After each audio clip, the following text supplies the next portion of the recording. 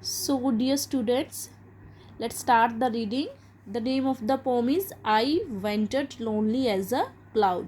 इसका मतलब क्या है कि मैं एक क्लाउड के जैसे वेंडर कर रहा था, मीन्स घूम रहा था, अकेला, लोनली. ठीक है. जब पोएट क्या कहता है कि जब मैं लोनली होता हूँ, अकेला होता हूँ, जब मैं घूमता हूँ. ओके, वेंडर इधर उधर घूम रहा हूँ क्लाउड के जैसे. Start the reading. I wandered lonely as a cloud that floats on high over vales and hills. Wandered to roam here and there, lonely, अकेला. That floats यानी बहता है. ओके. On high जो ऊपर बहता है. कौन बहता है? Cloud. Over vales and hills पहाड़ों के ऊपर, वैलीज के ऊपर जो क्लाउड है लोनली वेंडर करता है, घूमता है. When all at once I saw a crowd. What does the poet say? What does the poet see? क्या देखा उसने? A crowd यानी कि भीड़. किस चीज की? A host of golden daffodils. Golden daffodils. Daffodils जो फ्लावर्स है उसका कलर कैसा है? येलो होता है, जिसे पोएट क्या कह रहा है? Golden daffodil. होस्ट होता है बहुत ज़्यादा कुछ इकट्ठा होना. ठीक है. क्राउड भी भीड़ होती है. तो what is the poet saying? That कि ही सा a crowd and a host of golden daffodils, यानी बहुत सारे उसने डेफोडिल्स देखे. डेफोडिल्स हैं जो बहुत सुंदर फ्लावर्स हैं, जिसके बारे में पोएट ने इस पोएम में हमें बताया है. Beside the lake beneath the trees. कहाँ पे है? लेक के साइड में, बीनीथ द ट्रीज, ट्रीज के नीचे. Fluttering and dancing in the breeze. Fluttering यानी ऐसे हिलना डुलना, डांसिंग यानी कि मूवमेंट करना. इन द ब्रिज. ब्रिज क्या होता है? सॉफ्ट मूविंग एयर, ठंडी ठंडी बिल्कुल सुहावनी सी जो हवा है उसको हम ब्रिज कहते हैं. यानी कि फर्स्ट पैराग्राफ में क्या कह रहा है कि पोएट ने देखा बहुत सुंदर गोल्डन डैफोडिल्स जो कि लेक के साइड में थे, ट्रीज के अंडर थे और बहुत ही ब्यूटीफुली फ्लटरिंग कर रहे थे, डांसिंग कर रहे थे in the breeze, cool flowing air. अब देखो, फ्लावर्स तो डांस नहीं कर सकते ना, फ्लटरिंग नहीं कर सकते, बट जो पोएट है उसने बहुत अच्छे से अपने इमोशंस को डिस्क्राइब किया है, बहुत अच्छे से उसने डैफोडिल्स को डिस्क्राइब किया है. Okay. Next is continuous as the stars that shine and twinkle on the Milky Way. Okay.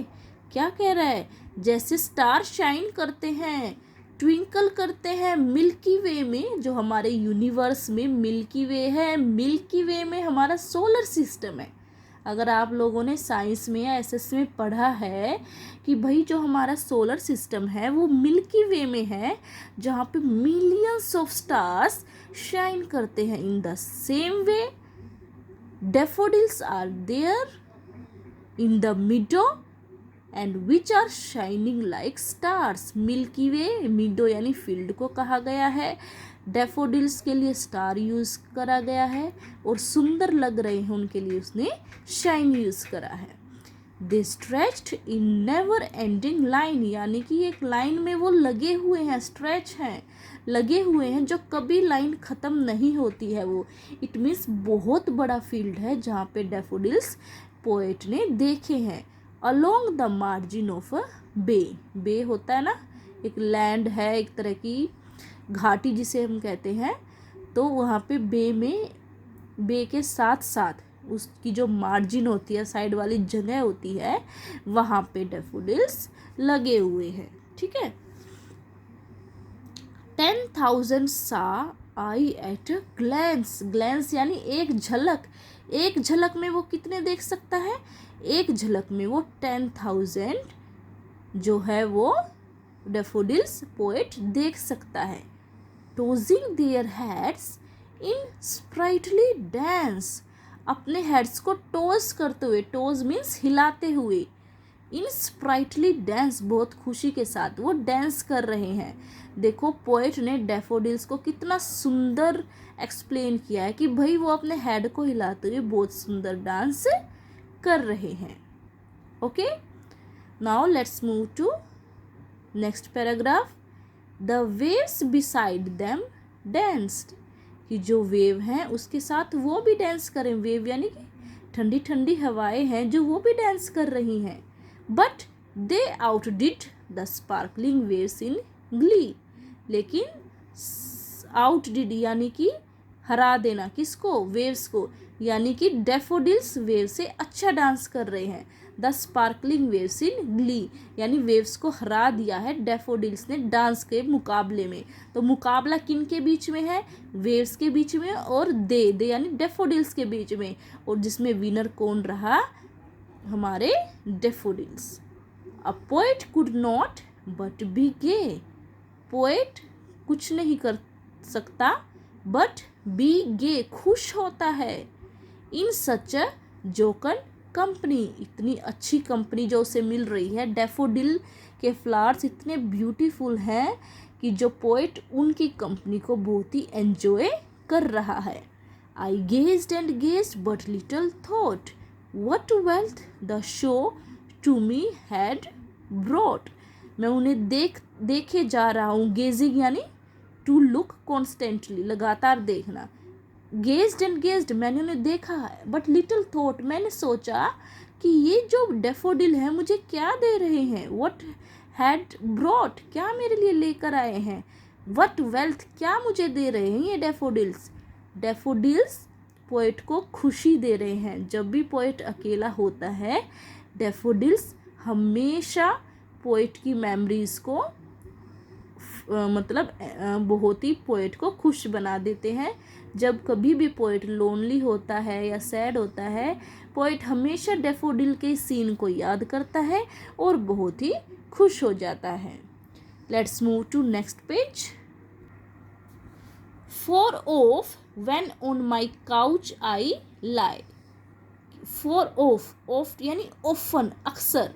When on my couch I lie, जब भी मैं अपने बेड पे या सोफ़ा पे लेटता हूँ। इन वैकेंट और इन पेंसिव मूड, खाली होता हूँ, अकेला होता हूँ, वैकेंट होता हूँ, पेंसिव यानी सैड मूड में होता हूँ। They flash upon that inward eye, कि जो डैफोडिल्स का जो सीन है वो मुझे याद आता है। Inward I which is the bliss of solitude, solitude यानी अकेला होना, ब्लिस यानी कि एन्जॉयमेंट। तो जब मैं अकेला होता हूँ मेरे लिए वो ब्लिस होते हैं, खुशी की मेमोरी है वो। And then my heart with pleasure feels, कि जो मेरा हर्ट है प्लेजर के साथ यानी खुशी से भर जाता है, फील हो जाता है। And dances with the daffodils, और डैफोडिल के साथ डांस करने लगता है। So it is a very beautiful poem. William Wordsworth saw a beautiful scene of daffodils.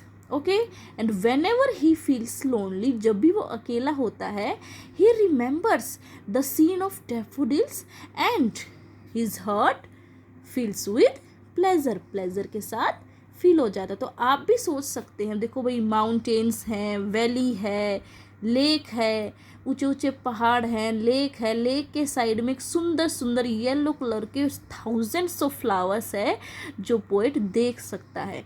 तो वो सीन जो नेचुरल सीन है कितना सुंदर होगा। और एक बात यहाँ पे बताई गई है कि that the waves and daffodils दोनों ही डांस कर रहे हैं, लेकिन डैफोडिल्स वेव्स को हरा देता है डांस में। So I hope the poem is very beautiful and you are to complete this summary of the poem. You are to complete yourself. These are the word meanings. Read them carefully. I will tell you how many you are to write in your notebook. So let's move ahead.